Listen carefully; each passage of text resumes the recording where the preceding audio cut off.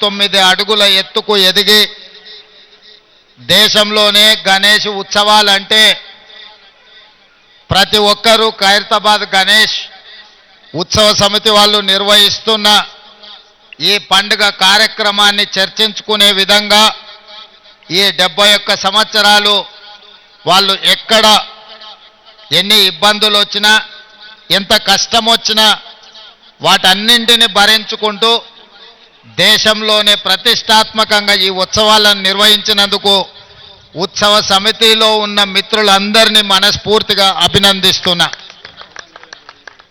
ఒక్క కార్యక్రమం ఒక్క సంవత్సరం చేయడం ఒక్కసారి చేయడమే కష్టమైన పని రోజుల్లో.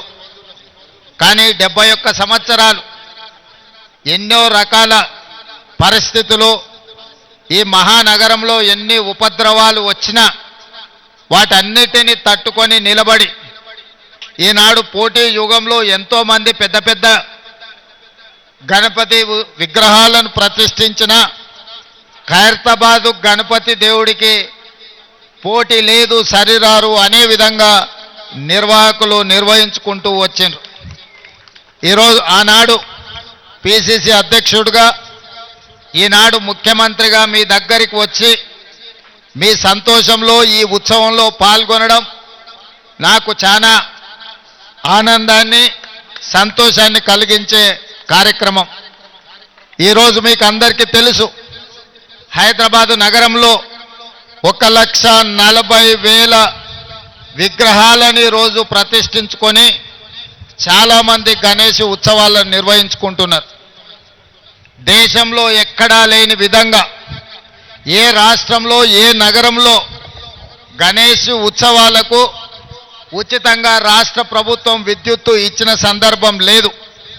ఈనాడు తెలంగాణ రాష్ట్ర ప్రభుత్వము ఎక్కడ చిన్న చిన్న గల్లీలల్లో గణేష్ విగ్రహాలను ప్రతిష్ఠించుకున్నా వాళ్ళందరికీ ప్రభుత్వం అధికారికంగా ఉచిత కరెంట్ ఇవ్వడం ద్వారా గణపతి దేవుడి యొక్క భక్తుల మనోభావాలను గౌరవించే విధంగా అదేవిధంగా మిత్రులు దానం నాగేందర్ గారు చెప్పినట్టు మా పోలీస్ సిబ్బంది కానీ మా మున్సిపల్ శాఖ సిబ్బంది కానీ మా కలెక్టర్ సిబ్బంది కానీ అదేవిధంగా మా ఇన్ఛార్జ్ మంత్రివర్యులు పొన్నం ప్రభాకర్ గారు హైదరాబాద్ నగర మేయర్ గద్వాల విజయలక్ష్మి గారు అదేవిధంగా శాసనమండలి సభ్యులు శాసనసభ్యులు అందరూ కూడా ఎక్కడ ఏ సమస్య వచ్చినా ఆ సమస్యకు సత్వరమే పరిష్కారం చూపించుకుంటూ ఎక్కడ చిన్న చిన్న చెదురుమదురు సంఘటనలు జరగకుండా ఈరోజు ఈ గణేష్ ఉత్సవాలను పూర్తి చేసుకున్నాం.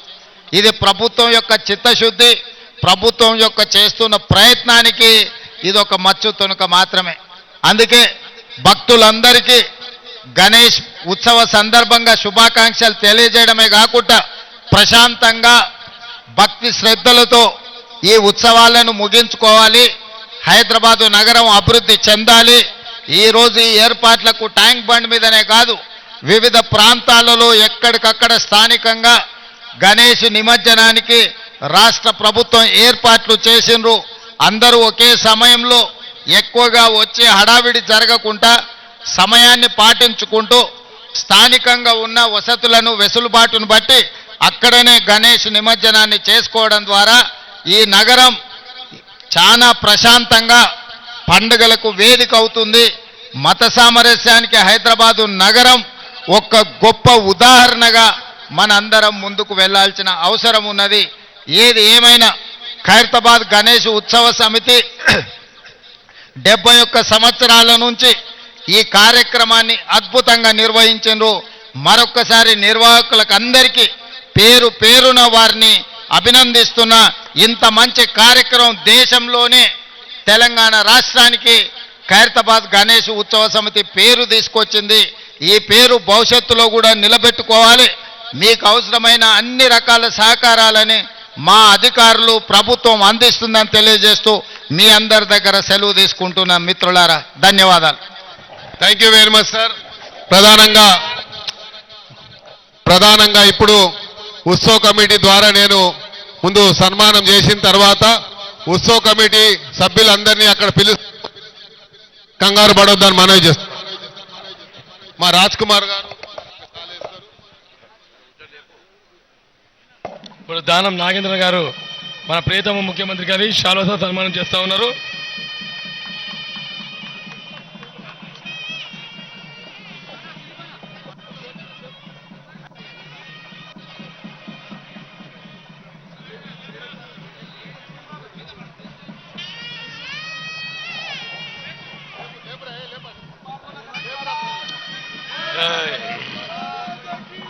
మనం ప్రియ ముఖ్యమంత్రి గారికి చిరుకానుక